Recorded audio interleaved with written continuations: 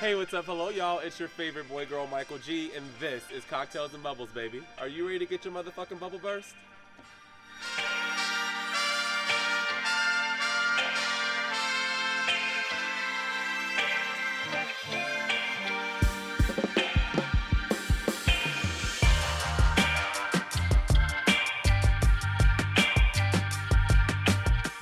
Alright, y'all, welcome to Cocktails and Bubbles. I'm sitting in the hot tub with one of my newest and bestest friends, the infamous Miss fucking Kei. If you're sitting at your laptop, if you're sitting at somebody's man house, go ahead and clap it up for my girl one time, y'all.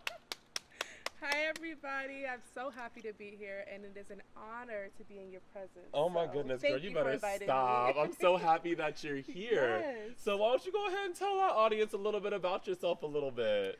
So I'm from Chicago, and I'm from the suburbs. Don't put Chicago in there. But I don't want nobody checking me. See, I'm also from Chicago, but I'm from the hood. So like, that's the thing with Chicago people is like when you say you from Chicago, you gotta actually be from the city. You can't be claiming Chicago and then be from the northwest suburbs. Who's gonna see it? I'm like, okay. So I'm from Schaumburg, Illinois, and I've been living in Utah for almost 10 years now, which is crazy. Okay. But I work in tech, and I have done podcasting, and I've also done broadcasting for news. Hell yeah. Mm-hmm. That's Kei, y'all. Yes. So me and Kei actually met at a R&B event out here in Utah called R&B Only. It's like a little bit of a touring event where the DJs play nothing but R&B music, and it's just good vibes, ass shaking, grinding, all the stuff that we love. And I met Kei at that event, and I want her to tell y'all how we met because she tells the story way better than I ever could. So go ahead and give it to him real quick. So first things first, I was in line, and I saw this gorgeous person walking up to me with the Mary J. Blige boots. First of all, come on now. I said, "Come through, Mary J." But as I'm standing there, I'm like shivering with this little ass jacket on because I'm trying to keep it cute. And they're like, "Do you want my jacket?" I'm like, "Nah, I'm good. I'm straight." And so we start talking, and then Michael G's like, "I'm from Chicago." I'm like, "Me too." And then I had to stop. I'm not really from Chicago, but I'm from Chicago. There you go. And then we exchanged numbers. You were sending memes throughout the night, and it was just history from there. It was history from there. Literally. We've been friends ever since. I was just trying to figure out where you got your boots from. I'm dead. Where did I get the MJBs? Where did I get them MJBs from? Oh my goodness. I want to say it was like Nordstrom probably. Take notes. We have that written down. Right? So, welcome back to Cocktails and Bubbles, guys. Today I'm going to be building CP Time, a Moscow Mule inspired cocktail utilizing spirits and mixers owned by Black folk. We're going to start off with a little bit of a house-made mulled wine syrup, which I already added to our glass. Next up, we're going to add 3/4 ounces of the Hella Cocktail Co. Moscow Mule mix. Hella Cocktail Co. is going to be a non-alcoholic mixing brand. They make non-alcoholic mixers. They make RTD drinks, which means ready to drink. We have their really, really awesome bitters and soda right here, and it's going to be the grapefruit flavor, going to give us some nice little fruit concept for the cocktail that we're building. And the CEO and one of the co-founders of that is a Black man by the name of Jamari Pinkard. Straight into our glass, little 3/4 ounce. Little 3/4 ounce. Our next ingredient is going to be sorrel. Sorrel is going to be a Caribbean-inspired hibiscus liqueur, and it was founded in 2012 by Jackie Summers out of Brooklyn. You're going to get a lot of ginger notes out of this. You got that nice hibiscus flower, then you got some really cool roots and herbs in there as well too. We're going to go ahead and add a 1/2 ounce of that. Our next ingredient, we're going to go ahead and add 2 ounces of Uncle Nearest 1884. I am so happy I got that right the first time because I was like, did I grab the right bottle? Yes, Uncle Nearest 1884. So Nearest Green is considered to be the first African-American master distiller. So we're going to go ahead and add 2 ounces of whiskey. Now, for those of y'all watching at home, I couldn't find my jigger. Maybe my pourings are a little bit off, but that's my business, not yours, okay? After that, we're going to go ahead and top it off with the Hella Cocktail Co. Bitters and Soda, grapefruit flavor. Just get that right on top. Save a little room. And in case y'all haven't known, I love playing with fire. So we're going to go ahead and add a little smoking element to these cocktails really quickly. Now, as you all know, I love doing crazy shit in the hot tub. I ain't never smoked a cocktail in the hot tub before, so it's gonna be a learning process for all of us, okay? I got this really cool smoking gun when I went to Portland for Portland Cocktail Week, and it has been one of my favorite tools to have at home ever since. Super easy to use. Today we're gonna be smoking with the hickory. All right, so we load those up in there, put it right on top of the glass, get my little torch out, turn her on. Don't want that flame to be too high. And it's just gonna add another depth of flavor to our cocktail really quickly, okay? Look at us, look at God. I ain't like shit on fire. It's going good, y'all. We doing good. As you can see, that smoke is building up in the glass right there. This cocktail is gonna be so good. I love it. I love a good smoky cocktail. Honestly, got a touch more. All right. So that one's for you. Look at that, just coming off the dome with it. A little bit of smoke for me. And I got you a straw with an ice cube attached to it. Thank you. And there you are, a little bit more for me. And there we go. Gotta make sure you turn this bitch off because I'm not trying to burn nothing down tonight, y'all. Put that back in its place. We're gonna prop this right here. I just love seeing the smoke come off of the top of a cocktail. It's so cute. gorgeous. And there you guys have it. We got the CP time right here. Cocktails and Bubbles, your favorite boy girl, Michael G. And we got Key. Cheers, baby. Oh, cheers. Look at you, mama. Take a sip. The disrespect. All right, y'all. Hey, what's up? Hello, and welcome back to Cocktails and Bubbles. It's your favorite boy girl, Michael G, in the hot tub, and I got my good sis, Key. And we're talking about the kings and queens of R&B to us. All right? So, tell me why you love the R&B genre so much. Like, what is your history with it? Is there a particular song or artist that comes to mind when you think about your early days with R&B? So I grew up with my mom, like blasting Luther Vandross in the house. So that was like my first step into R&B. But I just love love. Like if I could be anything in the world to describe me, it would be love. Okay. Like, I love that part about R&B, and it's changing, but that's the main gist of R&B. Main gist of R&B? Yeah. I would say for me, so I feel like a lot of black people and a lot of people of color in general, we grew up on the weekends, on a Saturday or a Sunday, like when you woke up, you knew that you were cleaning before you got cleaning. And the reason you knew you were cleaning was because your mama or your father was playing somebody in the living room, letting you know it's time to get that Pine Sol out. Go ahead and grab the Fabuloso, the Clorox bleach, and we finna turn this bitch around. So for me, I grew up with, and this is gonna be controversial, I grew up with a lot of R. Kelly in the household. And the reason that I grew up with a lot of R. Kelly in the household is because my parents went to high school with that nigga. Now, these days, I don't fuck with that man's discography, but my earlier childhood in association to R&B music, it was a lot of bump and grind. It was a lot of Step in the Name of Love and stuff like that, Ignition, just all type of random shit that had nothing to do with cleaning the house, but was always playing in the background. I feel that, because I used to go to parties and I learned how to step by Step into the Name of Love. So I get it. It's very controversial, but at the same time, like, that's what we grew up on at the time. We ain't have no control over that. Exactly. Is there any R&B artists that are out right now, or that maybe don't even have any new projects out that you absolutely love, like king or queen? Oh, so I love PJ Morton. He does not have any new music out, but chef's kiss to him. Okay. And then Sinead Hartnett. And then also Sabrina Collado. Okay, you got some taste over there. Yes. I would say some of my favorite artists right now, it's been SZA since forever. It's been like we've talked about this too many times. The way that I love me some SZA is unreal. If you haven't downloaded or bought SOS in Apple Music or Spotify or Tidal, you need to get off your ass and go do something for the community and support my good sis SZA. Top 3 songs off that album: Low, Forgiveless, and Blind. Get the fuck into it. I love Kill Bill. Okay. I sing that song very psychopathically in my room.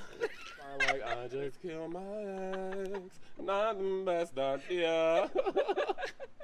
But other artists that I really fuck heavy with, I love my Shea Butter baby, Ari Lennox. Ooh, yes. I feel like she is one of the most slept on artists that are out there. She just put out a really good album this last year. Really? It's called ASL, which stands for Age, Sex, Location, which is something that if you was on the chat rooms back in the early 2000s, you know. I'm not saying nothing. I mean, we was all on our little AOL vibe back in the day. We was doing it.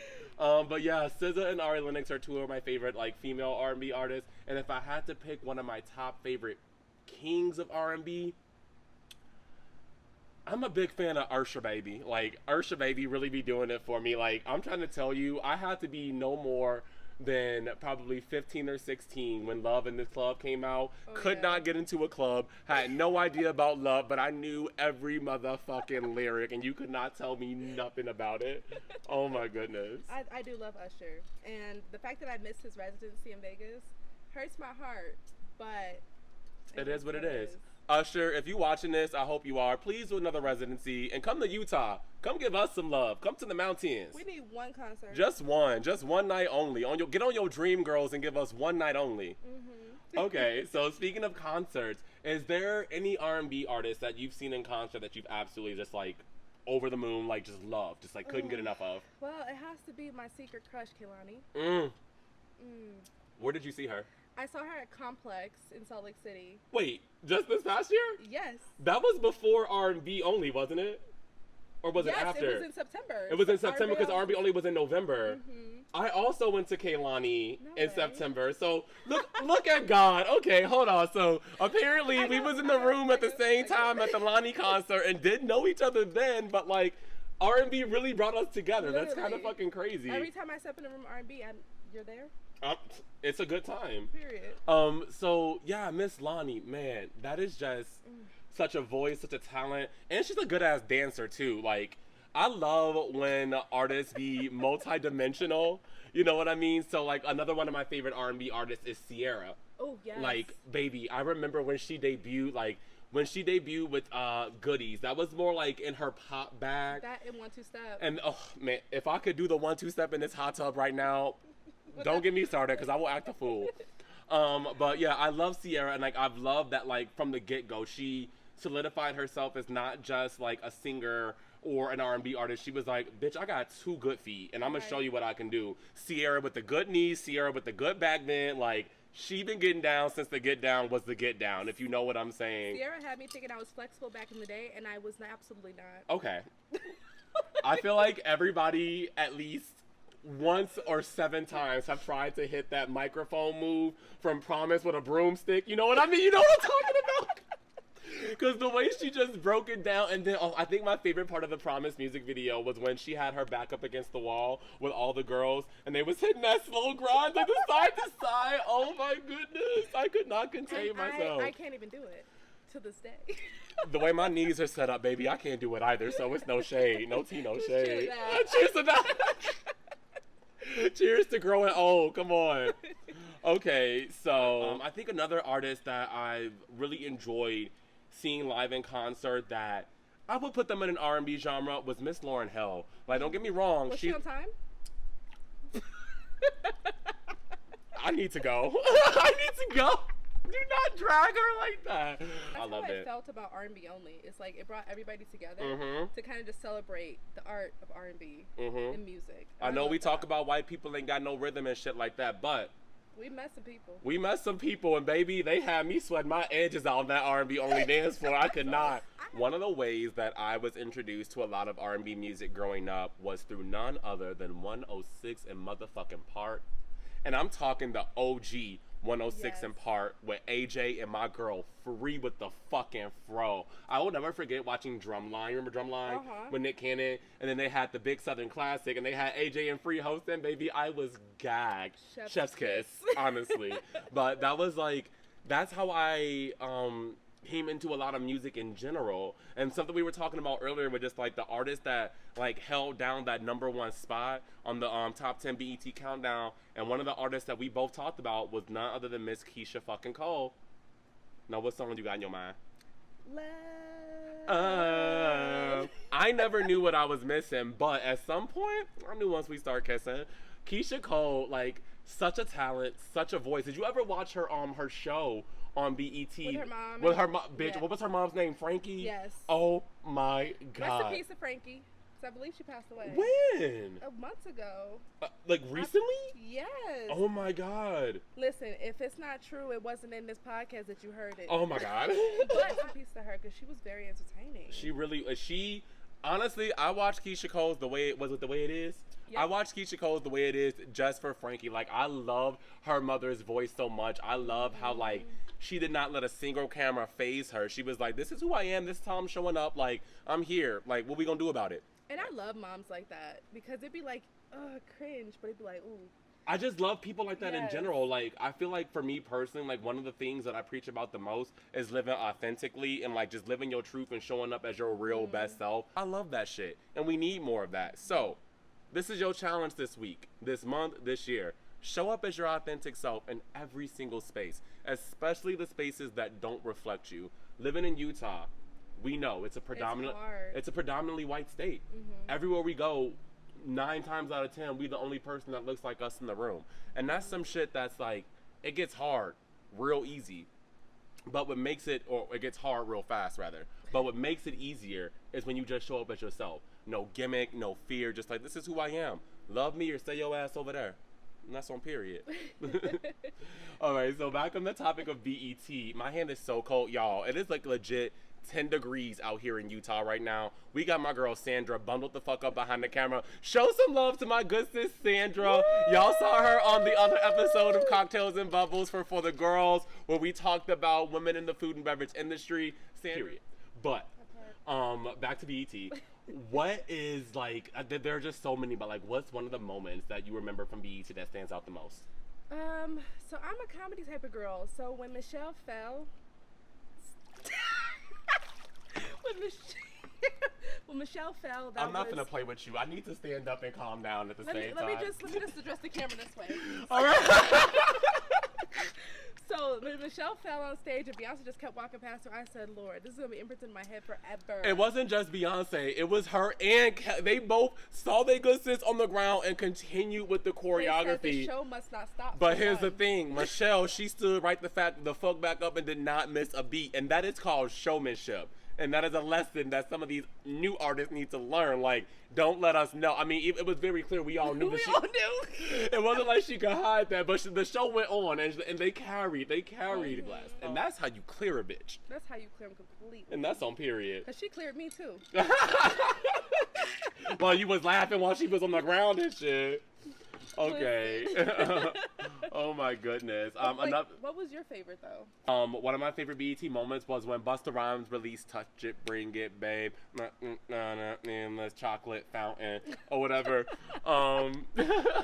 And they brought out this group of like steppers, but they were like little, and these girls had to be like, I would probably say they were like 5 to like maybe like fucking 13, 14, and they came out, touch it, bring it, babe, and got to breaking it down. I remember that. And it was so fucking cute. It made me want to step. And then I started watching the Sprite Step Up, the whole thing with Ludacris and all that. And I was like, oh yeah, I want to step.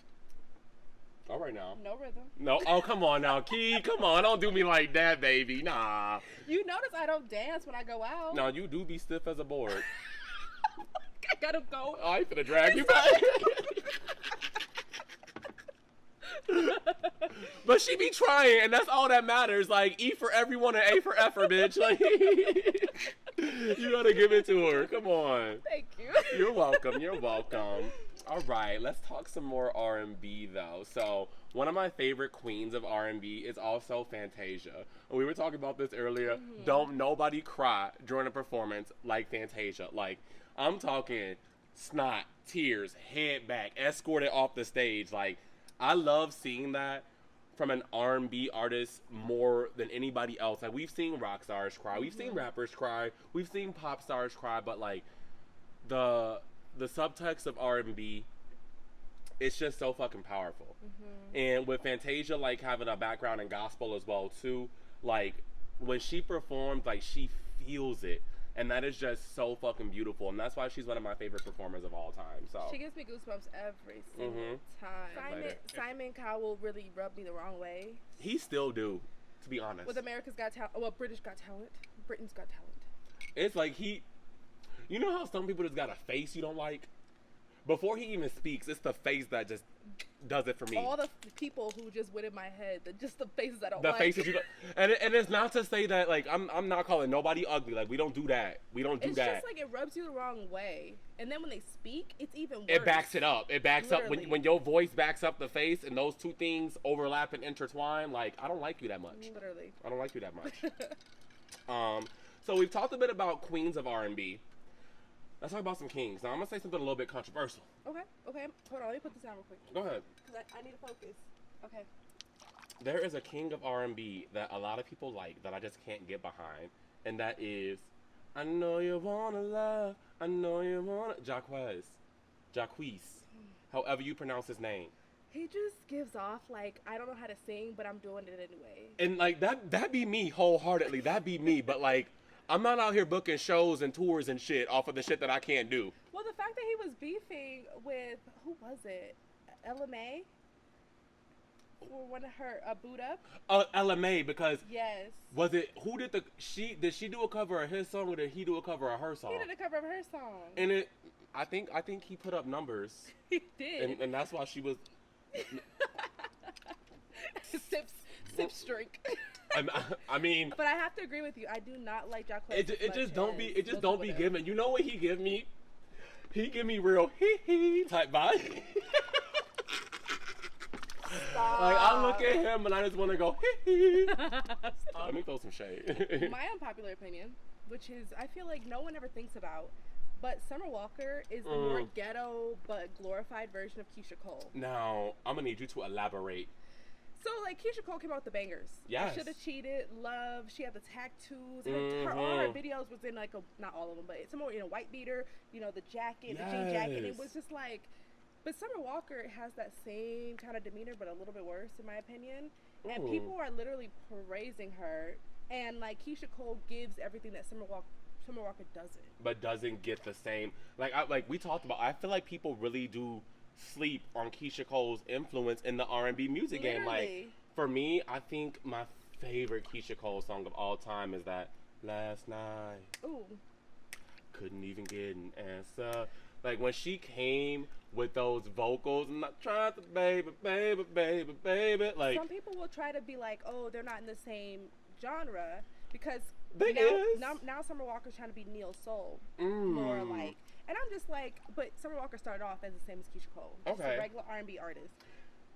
And I feel what you're saying. However, I love, like you said, she's trying to be neo soul. I love when artists can cross over into other different subgenres and whole new genres. Like the queen of crossing into a genre in my eyes is Miley Cyrus. Like she done pop, country, rap, hold down, pop it, lock it, polka dot it, bitch. Like come on. But yes, I love me some Summer Walker. I think that she puts out really quality music, and she on her bigger projects she knows how to sell a theme, like a project as a whole. I feel like when it comes to music in general, a lot of artists, like, they'll release a single and that single will kind of set the tone of what you think the album gonna be like, and then the rest of the album don't deliver like that. And sometimes that works out, sometimes it really does, but sometimes it's just like, damn, like you all over the place. Like can we just Well, that's what how I feel about Summer Walker's music going forward, is because she had so much drama with the babies and then London on the beat. Got London on the track. Oh, London on the track. London on the beat. Okay, now. But like it was so much, and like I want that heart and soul that she had. Yes. So I do love that she's going in that direction. But it's like, can we get to that? Because what she did in the gas station, where are we going? I'm not going to the convenience store. Oh, okay, now. I need a pack of Newport Squares and that new Summer Walker album, please, and thank you. Like they're sitting right next to each other. There you go.